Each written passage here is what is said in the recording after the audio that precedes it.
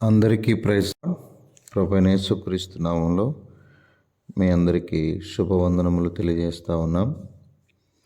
ప్రియమైన దేవుని వారలారా, అందరూ బాగున్నారా? మరి చాలామంది ప్రార్థన అవసరతలు పంపించారు. మీ కొరకు చివరిలో మేము తప్పక ప్రార్థన చేస్తాం. రండి ఈ సమయంలో దేవుని వారలారా, మత్తయి సువార్త 5వ అధ్యాయము, మత్తయి సువార్త 5వ అధ్యాయం 12వ వచనాన్ని చదువుతున్నాను. సంతోషించి ఆనందించుడి, పరలోకమందు మీ ఫలము అధికమగును. సంతోషించి ఆనందించుడి, పరలోకమందు మీ ఫలము అధికమగును. ఈ మాటలు స్వయంగా యేసుక్రీస్తు వారే చెప్పారు. ఎప్పుడు సంతోషించి ఆనందించమంటున్నాడంటే,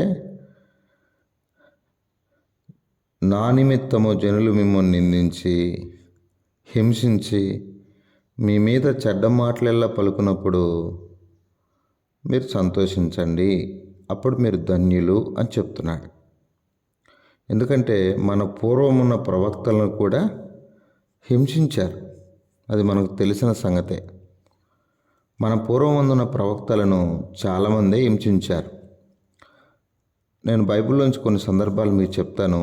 దినవృత్తాంతములు 2వ గ్రంథం, దినవృత్తాంతములు 2వ గ్రంథం మన పూర్వముందున్న ప్రవక్తలను ఎంతగా హింసించారో, పూర్వమందున్నటువంటి దేవుని దాసులను ఎంతగా, దినవృత్తాంతములు 2వ గ్రంథం 24వ అధ్యాయం 20వ వచనం చదువుతున్నాను. అప్పుడు దేవుని ఆత్మ యాజకుడగు యెహోయాదా కుమారుడైన జకర్యా మీదికి రాగా, అతడు జనులెదుట నిలబడి, మీరెందుకు యెహోవా ఆజ్ఞలను మీరుచున్నారు? మీరు వర్ధిల్లరు. మీరు యెహోవాను విసర్జించరు గనక ఆయన మిమ్మల్ని విసర్జించి ఉన్నాడని దేవుడు సెలవిస్తున్నాడు అనెను. అందుకు వారు అతని మీద కుట్ర చేసి, రాజు మాటను బట్టి యెహోవా మందిరపు ఆవరణము లోపల రాళ్ళు రువ్వి అతని చావగొట్టిరి. విన్నారా? నిజంగా దేవుని బిడ్డలారా, అతడు చేసిన తప్పేంటి? మీరు దేవుని ఆజ్ఞలు ఎందుకు మీరుచున్నారు అని చెప్పాడు. అలా అయితే మీరు వర్ధిల్లరు అని చెప్పాడు. అతని మీద కుట్ర చేసి అతన్ని ఏం చేశారు? చంపేశారు. ఇట్లా యెజబెలు ఎంతోమంది ప్రవక్తలను నిర్మూలం చేయడం మనం చూస్తాం. రండి, రాజులు మొదటి గ్రంథం 18వ అధ్యాయం.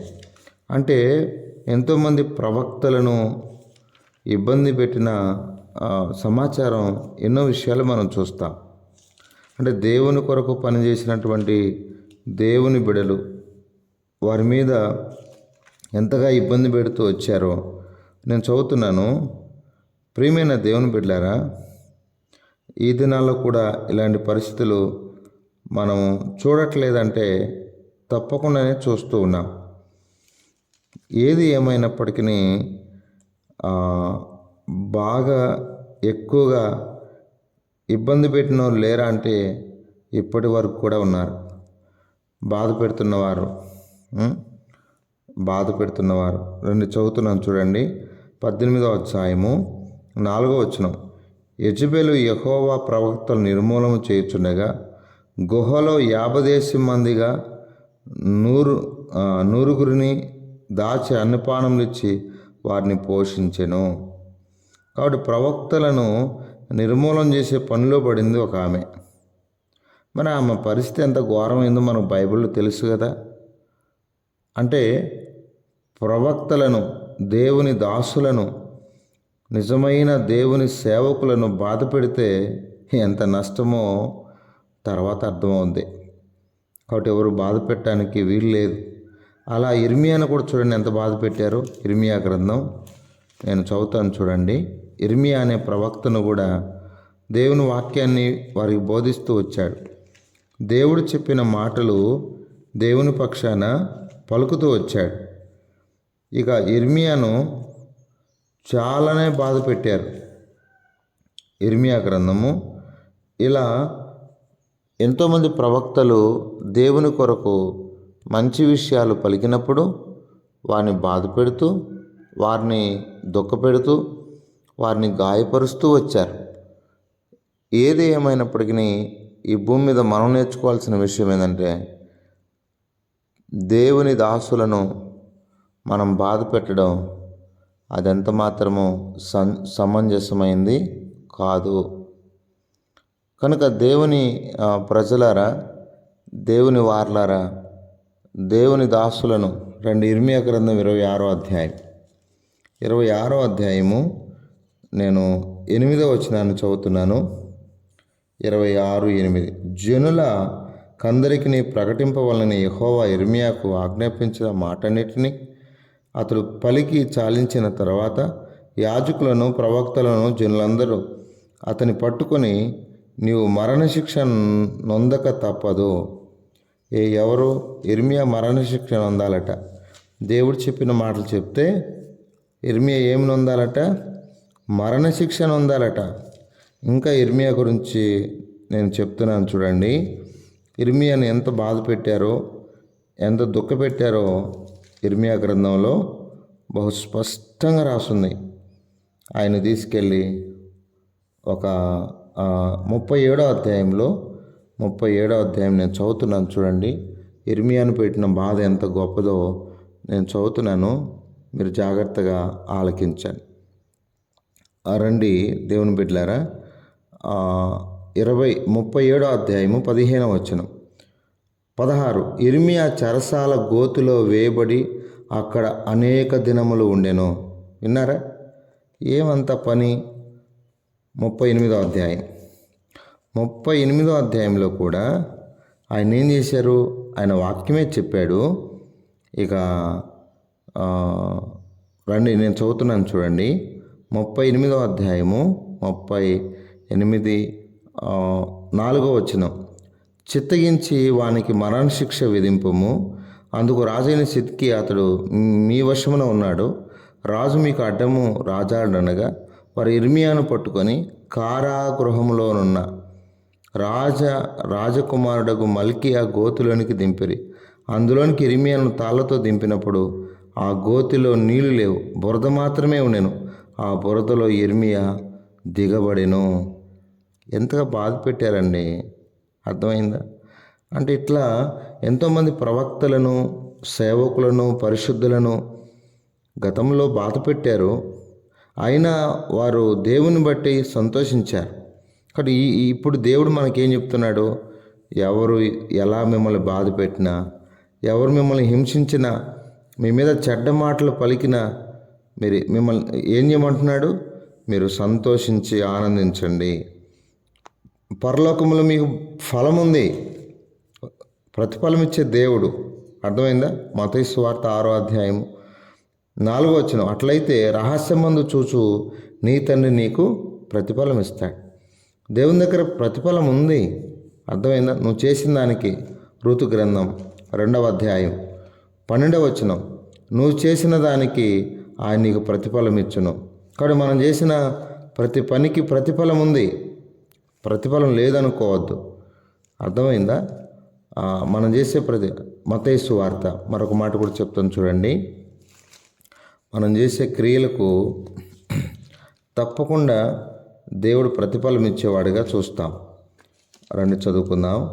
మత్తయి సువార్తలోనే 10వ అధ్యాయం, మత్తయి సువార్త 10వ అధ్యాయము నువ్వు ఏం చేస్తావో దాన్ని బట్టి ప్రతిఫలం. 40వ వచనం మిమ్మల్ని చేర్చుకున్నవాడు నన్ను చేర్చుకును, నన్ను చేర్చుకున్నవాడు నన్ను పంపిన వాడిని చేర్చుకును. ప్రవక్త అని ప్రవక్తను చేర్చుకున్నవాడు ప్రవక్త ఫలం పొందును. నీతిమంతుడని నీతిమంతుని చేర్చుకున్నవాడు నీతిమంతుని ఫలం పొందును. మరియు శిష్యుడని ఒకడు ఈ చిన్నవానిలో ఒకని గిన్నెలు చన్నీళ్ళు మాత్రమే త్రాగనిచ్చునో వాడు తన ఫలము పోగొట్టుకుండా నిశ్చయముగా మీతో. కాబట్టి ఎవరికైనా దేవుని బిడలకు మరి నువ్వు పరిచారం చేస్తే తగిన ప్రతిఫలం అయితే తప్పకుండా ఉంది. అర్థమైందా? మరి పరిచారకులకే చేస్తే ప్రతిఫలం ఉంటే, దేవుని నిమిత్తమై నువ్వు శ్రమ పడితే దేవుని నిమిత్తమై అవమానాలు, నిందలు, కాబట్టి హింస, ఎన్నో హింసలు ఉన్నాయిగా, ఎంతో హింస. అవన్నీ కూడా పొందితే మాత్రం పరలోకంలో నీకు చాలా బహుమానం ఉంది అని చెప్తున్నాడు. కాబట్టి దేవుని ప్రజలారా, ఇలా ఎప్పుడైతే ఆయన నామము నిమిత్తమై మనము హింస, నిందలు, అవమానాలు, చాలామంది అవమానిస్తూనే ఉంటారు. మనం దేవుని నమ్ముకున్న విధానాన్ని బట్టి, దేవుని కొరకు జీవిస్తున్న విధానాన్ని బట్టి. ఒకవేళ నువ్వు బాగా సమర్పించుకున్నావు, అన్నీ తీసేసావు, గాజులు లేవు, గొలుసులు లేవు, బంగారు లేదు, అందరూ ఏమంటారు? అయ్యా ముండమోపు వస్తుంది చూడండి అయ్యా అంటారా? కాబట్టి తెలియదు వారికి, నీ సమర్పణ వాళ్ళకి తెలియదు. కనుక బతకాల్సింది దేవుని కోసమే కానీ వీటి కోసం కాదు అన్న విషయం వాళ్ళకి తెలియక నేను అవమానపరుస్తూ ఉంటారు. పర్వాలేదు. కనుక దేవుని నిమిత్తమై నువ్వు ప్రయాసపడుతూ ఉంటావు. అందుకే మత్తయి సువార్తలోనే ఒక మాట నేను చదువుతాను చూడండి, మత్తయి సువార్తలో. ఎందుకంటే నేటి దినాల్లో కూడా పరిస్థితులు అయ్యాయి. దేవుడు అప్పుడున్న సమాజాన్ని చాలా గద్దించి ఆ సమాజాన్ని సరిచేయడానికి చాలా ప్రయత్నం చేశాడు. యెరూషలేమును గురించి చాలా చింతించి ఏడ్చాడు. కాబట్టి ప్రవక్తలను కొట్టుచూ చంపుతూ ఉండుదానా, మరి ఎంతోమంది ప్రవక్తలను నువ్వు హతమారుస్తూ వచ్చావు అని చెప్తూ, క్షమించండి, లూకాసు వార్తలో నేను చదువుతున్నాను. లూకాసు వార్త 19వ అధ్యాయము 41వ వచనం. ఆయన పట్టణమునకు సమీపించినప్పుడు దాన్ని చూచి దాని విషయమై ఏడ్చి, నీవు ఈ దినమందైనను సమాధాన సంబంధమైన సంగతులు తెలుసుకునే ఎడల నీకెంతో మేలు, కానీ ఇప్పుడు నీ కన్నులకు మరుగు చేయబడి ఉన్నది. కనుక ప్రవక్తలను చంపుచూ ఉండుదానా, ఎంతగా ప్రవక్తలను వారు ఇబ్బంది పెట్టారో తెలుసు. కాబట్టి ఈ సమయంలో మనం నేర్చుకోవాల్సిన విషయం ఏంటంటే, ప్రభు నిమిత్తం ఎన్ని అవమానాలైనా, నిందలైనా ఎంతోమంది ప్రవక్తలు భరించారు. మనం కూడా అట్లా భరించడానికి సిద్ధపడుదుంగాక, మనం కూడా ప్రతిఫలాన్ని అనుభవించుదుంగాక. రండి ప్రార్థన చేసుకుందాం. పరిశుద్ధుడైన తండ్రి, కృపగల దేవానికి ఎంతో వందనాలు. మీరు ఇచ్చిన ఈ తలంపులు బట్టి స్తుతిస్తూ, అవును, భూమి మీద ఒకవేళ ఎన్ని ఇబ్బందులైనా మేము నీ కొరకు సహించుట మాకు నేర్పించండి ప్రభా. నాయన, నిందల అవమానాలు వాటన్నిటిని భరించే శక్తిని మాకు దయచేయండి. మా పాప రోగములు భరించిన దేవుడు కాబట్టి మీరే కనికరించి మా ప్రియులు నిజంగా నీ కొరకు సహించేవారుగా, భరించేవారుగా ఉండడానికి సహాయం చేయమని ప్రార్థన చేస్తున్నా. ఈ సమయంలో దేవా, మరి కొంతమంది ప్రార్థన అవసరాలు కోరారు. నాయన, ప్రవీణ చెల్లి సెంట్రల్ ఎగ్జామ్ రాయడానికి నిన్న రాస్తూ వచ్చింది. మరి మంచి మార్కులు మీరు దయచేయవలసిందిగా ప్రార్థన చేస్తున్నా. అతన్ని అంత మాత్రమే కాదు ప్రభా, రవీంద్రనాథ్ కుటుంబాన్ని మరి జ్ఞాపం చేసుకునండి. శ్రీనివాసులన్న మౌనిక చెల్లి కుటుంబాన్ని జ్ఞాపం చేసుకునండి. నాయన శివరామకృష్ణ కొరకు ప్రార్థన చేస్తున్నాను. నాయన మీరు కనికరించండి, సహాయం చేయండి. అతన్ని అంత మాత్రమే కాకుండా నా ప్రభు, మా ప్రియులందరి కొరకై దివ్య కొరకు ప్రార్థన చేస్తున్నాను ప్రభా. ఆ బిడ్డ క్షేమం కొరకు ప్రార్థన చేస్తున్నాను. మీరే కనికరించండి. చెల్లి షారా కుటుంబం వారి క్షేమం కొరకు ప్రార్థన చేస్తున్నాం. మీరే సాయం చేయండి నా ప్రభా. కొంతమంది వారి పేర్లు పూర్తిగా పెట్టలేకపోయారు, క్షమించండి నా ప్రభా. వారు మా పాప రక్షణ కొరకు శంకరమ్మ అనే ఆమె పంపిస్తూ వచ్చారు. పాప రక్షణ కొరకు, మ్యారేజ్ కొరకు ప్రార్థించమన్నారు నా ప్రభా. అంత మాత్రమే కాకుండా వారి బాబు జాబ్ కొరకు ప్రార్థన చేస్తున్నాను నా ప్రభా. మందిరానికి కూడా వెళ్ళగలటూ సహాయం చేయండి దేవా. ఆశీష్, అభిషేక్ ప్రభా, మరి వారి కొరకు ప్రార్థన చేస్తున్నాను ప్రభా. కనికరించండి ప్రభా. సమాధానంగా ఉండే విషయంలో కూడా మీరు సాయం చేయవలసిందిగా ప్రార్థన చేస్తున్నాం. మీరు కనికరించండి ప్రభా. అంజలి ఆరోగ్యం కొరకు ప్రార్థన చేస్తున్నాం ప్రభా. ప్రభు మీరు కనికరించండి, సహాయం చేయండి ప్రభా. అంత మాత్రమే కాదు, నా తండ్రి నాయన కెవిన్ భవిష్యత్తు విషయంలో ప్రార్థన చేస్తున్నాను. అంత మాత్రమే కాక సహోదరు సంతోష్ కుమార్ తన జాబ్ విషయంలో కూడా ప్రార్థన చేస్తున్నాను. మీరు కనికరించండి, సహాయం చేయండి. హదస్సా జాన్సన్ వారి వివాహ విషయంలో సహాయం చేయండి నా ప్రభా. నాయన నాయన అంత మాత్రమే కాకుండా నాయన మా ప్రియుల యొక్క కుటుంబాల చుట్టూ నీ కాపుదలు కూడా ఉంచమని ప్రార్థన చేస్తున్నాను నా ప్రభా. ఇంకా మా ప్రియులు ఎంతమంది అయితే ప్రార్థన అవసరాలు కోరుతూ వచ్చారో వారందరి కొరకై నాయన మల్లేష్ కొరకు ప్రార్థన చేస్తున్నాను. లివర్ ప్రాబ్లము, కిడ్నీ ప్రాబ్లంతో బాధపడుతూ ఉండగా మీరే కనికరించండి, సహాయం చేయండి నా తండ్రి ప్రభా. నాయన అంత మాత్రమే కాకుండా నా తండ్రి నాయన ప్రభా, నాయన సత్యవర్ధన నాయన రక్షణ లేదు నా ప్రభా. నాయన ఆయన కొరకు ప్రార్థన చేస్తున్నాను నా ప్రభా. నాయన నిన్ను తెలుసుకున్నట్లుగా సహాయం చేయండి నా ప్రభా. అంత మాత్రమే కాకుండా నాయన మమతా కొరకు ప్రార్థన చేస్తున్నాను. వినోద్ గారి కొరకు ప్రార్థన చేస్తున్నాను. వారి మధ్య సమాధానం దయచేయవలసిందిగా ప్రార్థిస్తున్నాను నా ప్రభా. అంత మాత్రమే కాకుండా తండ్రి మీరే ఆ కుటుంబాల రక్షణ క్షేమం దయచేయవలసిందిగా ప్రార్థిస్తూ ప్రియులందరినీ కూడా దీవించి మీరే మహిమ పొందమని నా తను ఇంకా ఎంతమంది అయితే ప్రార్థన అవసరాలు కోరారో వారందరినీ జ్ఞాపకం చేసుకోమని యేసు ప్రభు పరిశుద్ధ నామములో ప్రార్థన చేశాడు, వేడుకొనుచున్నాము తండ్రి. ఆమెన్.